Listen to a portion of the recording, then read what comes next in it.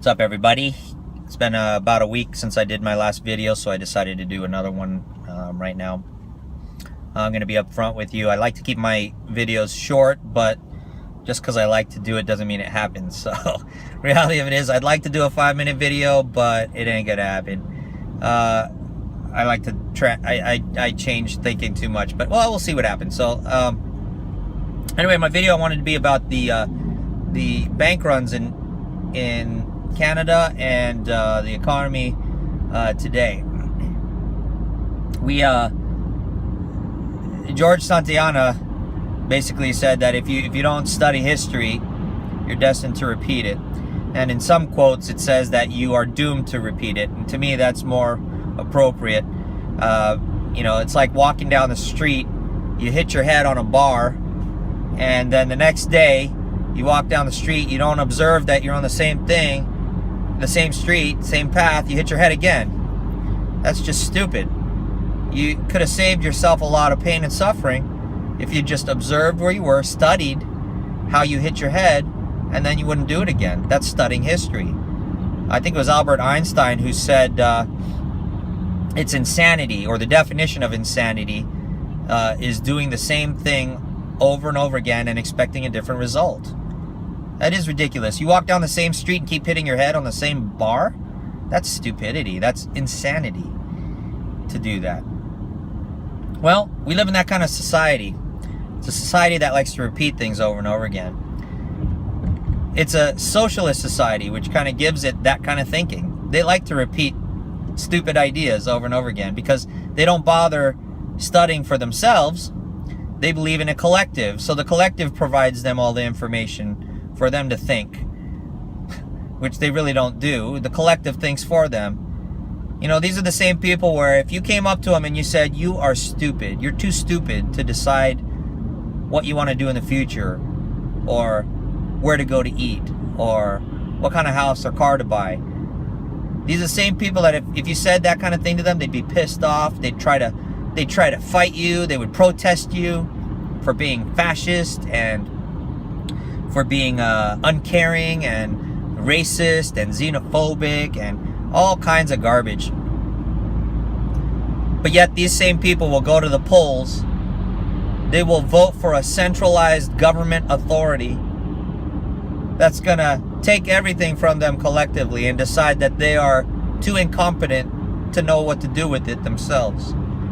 They're too incompetent to know how to manage their future and to make proper decisions.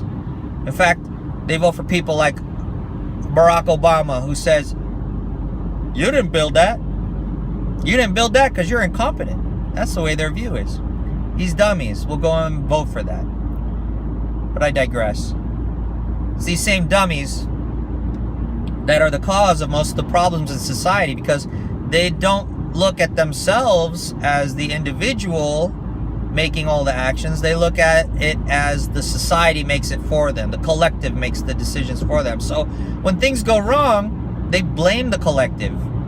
They blame society, or they blame groups in society. You know, they don't take responsibility for the individual, how they contributed to that problem in society.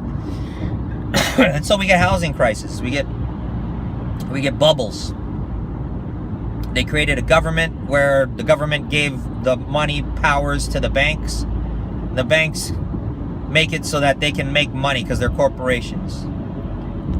And so you give money powers to the banks, they're going to use those money powers to redistribute wealth. And so the very things that you wanted in your philosophy of socialism and communism, of redistribution of wealth, are used against you. Well, I hear a lot of talk about how the Canadian economy is the standard for all economies.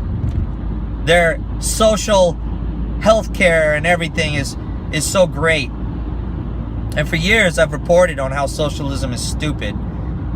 Ever since AOL. I started on AOL with dial-up. You know, the stupid dial-up sound. Till MySpace, all these other things. I've been on social media for a long time reporting on these things and how stupid socialism is. And we're starting to see it now. Canada is doing the same mistakes the United States is doing, because the United States was run by socialist Democrats who led us into a housing bubble. They made it so that the banks couldn't just be banks alone, they could be investment houses. So then they compounded the problem of the housing bubble by using derivatives. Yes, it was the Democrats. You want to study history? It was Bill Clinton's administration, the Clinton administration, who repealed the Glass-Steagall Act and instituted Gramm-Leach-Bliley.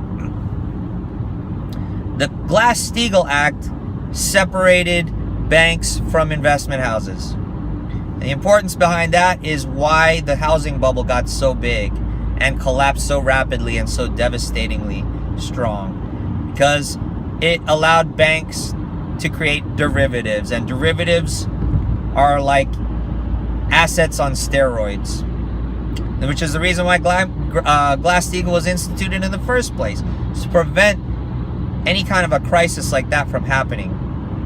So they separated investment houses from banks, and Bill Clinton thought it was cool because he wanted to be the standard bearer for economic growth and stability. So what did he do? He got rid of Glass-Steagall, instituted Gramm-Leach-Bliley, and the investment houses, insurance companies, banking institutions, all these different forms of financial business combined and became conglomerates.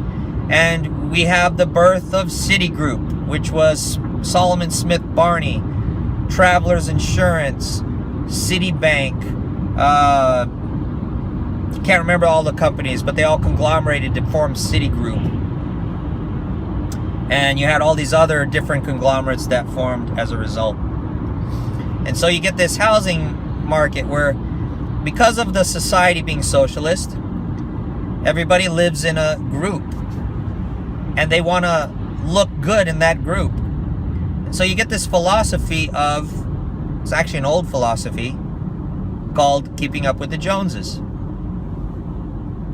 Now, if you look at everything in our society based upon this keeping up with the Joneses philosophy, it'll make it a lot easier to understand all the problems that are going on today. Keeping up with the Joneses, which is basically what they stole and changed to get the title of the Keeping Up with the Kardashians show, which to me is absolutely stupid and example of how stupid socialist type society is. Anyway, Keeping Up with the Joneses is based on this hypothetical neighborhood. You have this neighborhood, it's like a cul-de-sac, right? Wisteria Lane or whatever for desperate housewives, where everybody can look out the window and look at each other.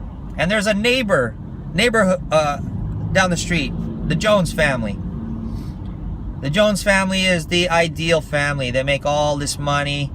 They have all the nicest things. Their house is beautiful. Their landscaping is beautiful. They dress beautiful. They come out. When they open the front door, an aura shines out of their house. It goes, ah! And all the neighbors look at that and they go, I want that. Now, I can't knock people for wanting prosperity. I want prosperity. You're seeing where I'm driving? Yeah. All this traffic because of socialism, because we have to let everybody into this country.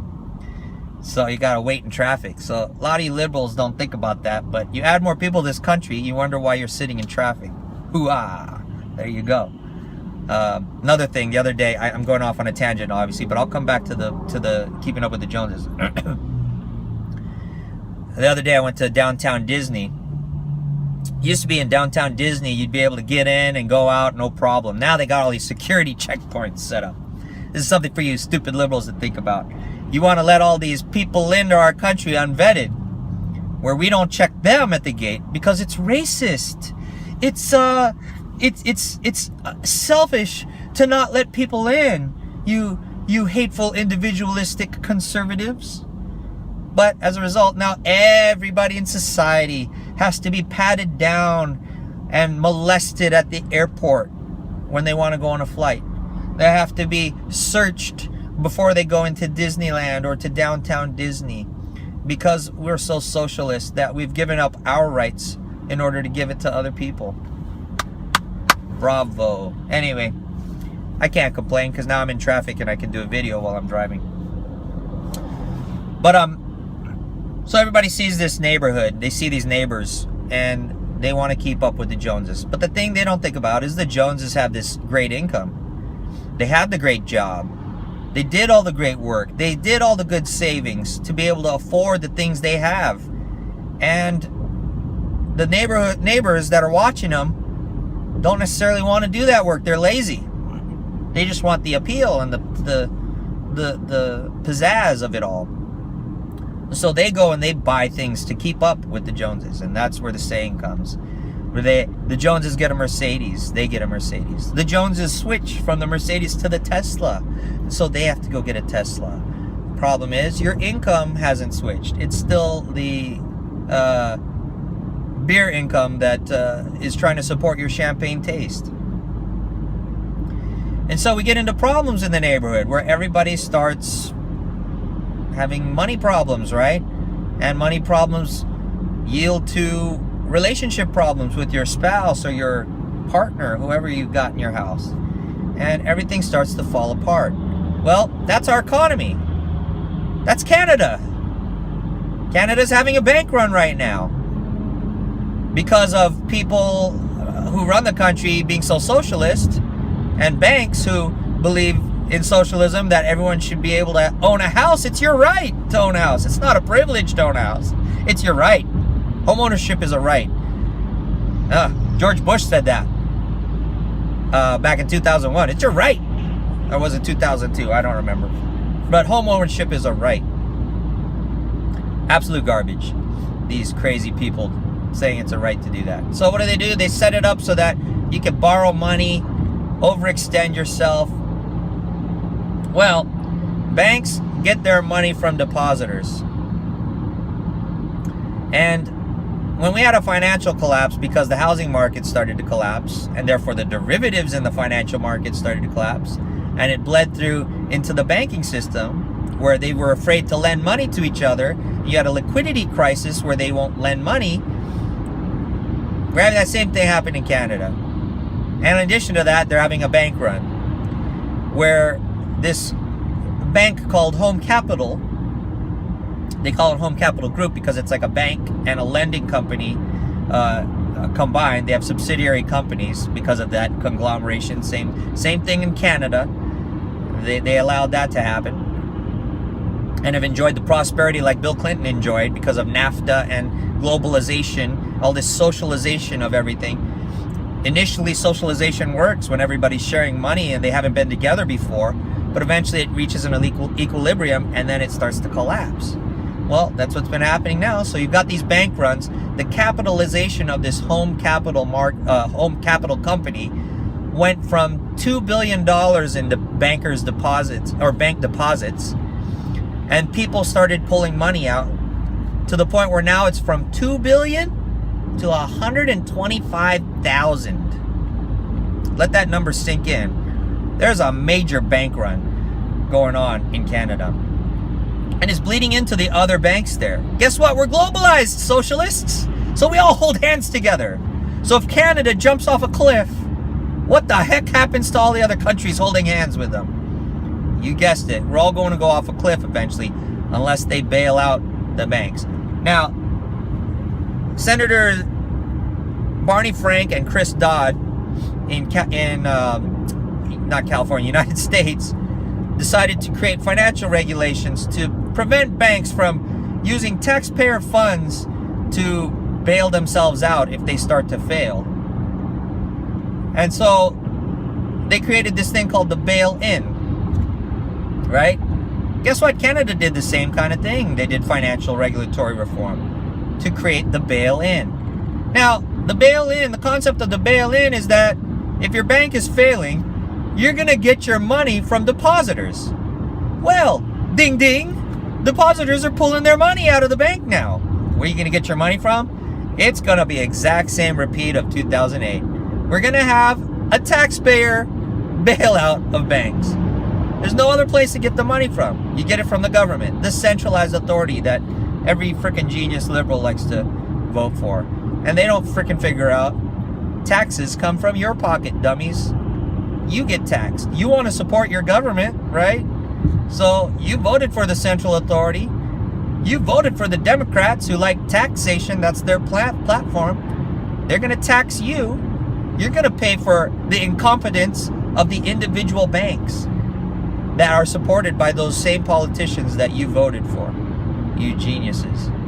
So I'm telling you guys, the reason I'm bringing this up is we need to prepare. What happens in Canada is going to happen in America. Especially now that President Trump is renegotiating NAFTA. And he has the full support of Justin Trudeau and of the Mexican president. So that's the heads up. I wanted to do a little bit more in-depth analysis, but traffic is starting to move and I want to be able to focus on this. But just think about studying history. We did it in 2008. We're going to do it again. And that history is not far from now, or far from in the past. So you typically would have an excuse for, I don't want to study back 1,000 years. Okay. Study back 8 or 9 years. Are you that lazy you won't study back 8 or 9 years? Figure out what happened. There's a great movie called The Big Short. And it talks about what happened in 2008. It's going to happen again in Canada, and it will bleed through to the rest of the world. Because socialist happy people have to hold hands.